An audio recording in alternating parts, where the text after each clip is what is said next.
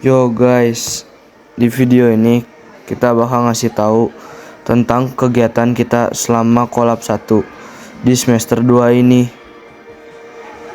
Jadi gini nih, kita tuh ditugasin buat robot hidrolik. Hah? Gimana? Robotik hidrolik? Apaan tuh? Simak videonya sampai akhir dong, sambil belajar bareng juga.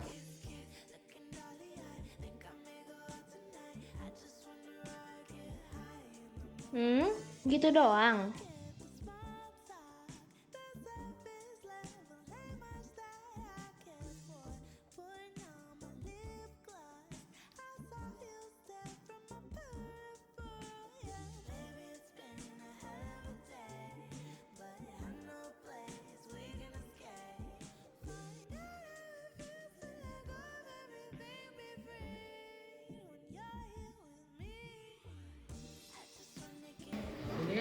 Nah, di minggu kedua ini kita ngerjain tugas bahasa Indonesia dan matematika nih. Bahasa Indonesia kita cari tentang teks artikel. Kalau matematika kita dikasih 2 tugas, yang satu individu dan yang satu laginya untuk kelompok. Untuk tugas individu kita cari tentang rangkuman materi statistika. Kalau tugas kelompok kita harus buat data-data yang akan berguna untuk di minggu tagihan matematika.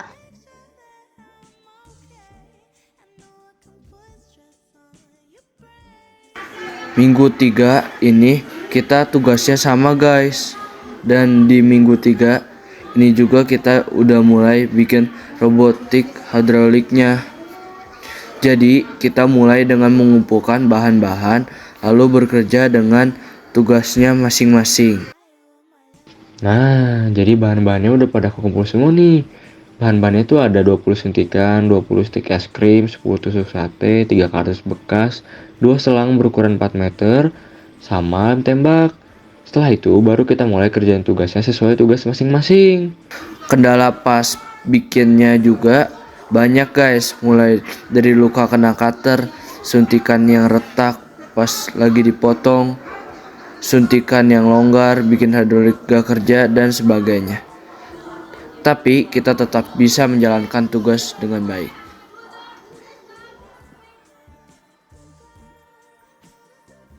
Nah, di minggu keempat ini kita lanjutin lagi bikin robotnya.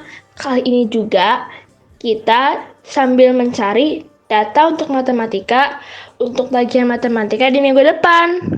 Yang bertugas cari datanya itu Enrico sama Ralep ya guys. Sedangkan El sama Fiona ngelanjutin buat robotnya.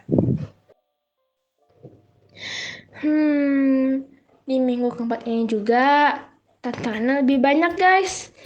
Mulai dari suntikan yang rusak yang membuat airnya bocor ke kardus jadi makin ribet buat diselesain. Terus perkeras stik es krim yang ternyata dibolonginnya harus pakai bor. Jadi kita harus pinjam ke kelas sebelah. Pokoknya ya, masalahnya banyak guys. Tapi gak apa-apa, kita udah berusaha yang semaksimal mungkin untuk hasil yang terbaik.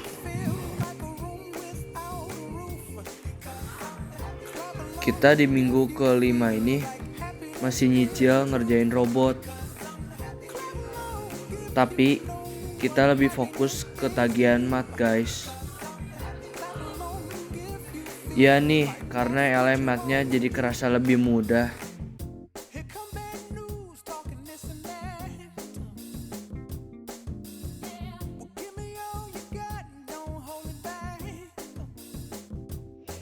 Minggu ke-6 ini kita lebih fokus ke masing-masing dan tidaknya nggak berkelompok loh guys, karena tugas bahasa Indonesia bersifat individu. Teks artikel ilmiah populer apaan tuh? Jadi, artikel ilmiah populer adalah karya tulis ilmiah yang disajikan ke hadapan massa secara populer. Tujuannya adalah untuk berbagi pengetahuan atau menyampaikan konsep-konsep ilmiah, temuan penelitian dengan cara yang mudah dipahami oleh orang awam tanpa latar belakang kursus dalam bidang tersebut.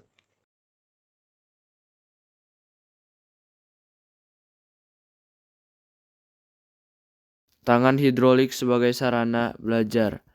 Hidrolik atau yang akan kita bahas, sistem hidrolik. Apa itu sistem hidrolik dan seberapa pentingnya hal itu? Sistem hidrolik adalah sebuah rangkaian komponen yang memanfaatkan zat cair dalam kurung fluida untuk menghasilkan energi mekanis pada mesin. Apa maksudnya dan manfaatnya? Yuk kita cari tahu. Sistem hidrolik dapat bekerja melalui beberapa hal.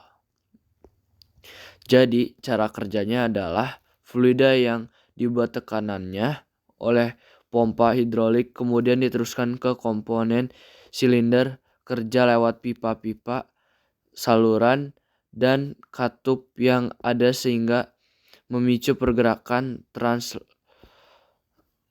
batang piston dari silinder kerja yang diakibatkan karena tekanan pada ruang silinder yang kemudian dimanfaatkan sebagai penggerak maju dan mundur.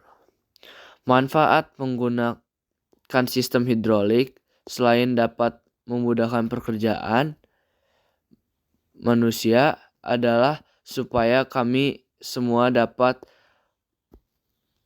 mengerti dan mempraktekkan sistem tersebut ke depannya. Oleh karena itu, kelompok saya bersama-sama membuat robot hidrolik yang tentunya menggunakan prinsip sistem hidrolik. Karya tersebut dinamakan tangan hidrolik, berbahan dasar kardus dan dibuat menyerupai tangan, lengkap dengan jari-jarinya yang dapat digerakkan dan dikontrol oleh suntikan yang bekerja dengan menggunakan hukum Pascal tentunya. Cukup dengan mendorong atau menarik suntikan, jari-jari tangan pada alat tersebut dapat terlipat seumpama tangan manusia sesungguhnya. Menurutku, ide sederhana yang kami buat sebagai sarana belajar ke depannya mungkin dapat dikembangkan lagi menjadi tangan buatan untuk orang difabel dengan tujuan untuk membantu dan melengkapi kekurangan mereka. Karyanya membutuhkan 20 suntikan, stik es krim dan benang secukupnya, 10 tusuk sate, selang dengan panjang 3-4 meter, dan kardus sebagai bahan-bahannya, dan gunting, cutter, lem tembak, penggaris, dan pensil untuk mengukur sebagai alat-alat untuk merakit alat tersebut.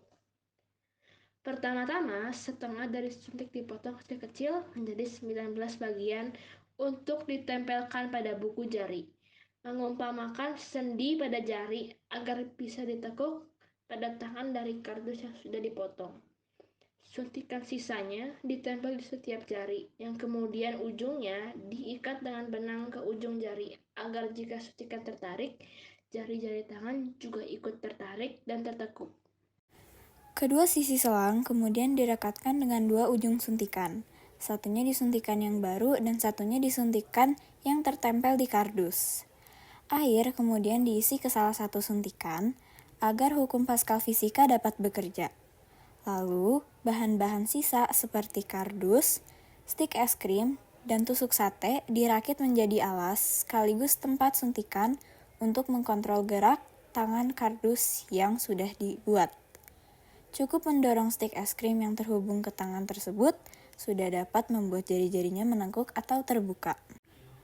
Membuat sebuah proyek sederhana ini memakan waktu sekitar 5-6 minggu. Selama waktu pengerjaan, terdapat banyak kesalahan, seperti suntikan pecah, pemakaian waktu yang kurang efisien, sampai beberapa kesalahpahaman. Meskipun seperti itu, tentunya terdapat pelajaran yang bisa dipetik dan berbagai pengalaman yang menarik dan berguna untuk kedepannya. Proyek ini melatih seseorang untuk lebih teliti dan bertanggung jawab, supaya waktu dapat terpakai dengan efisien dan kerjasama antar anggota berjalan dengan mulus.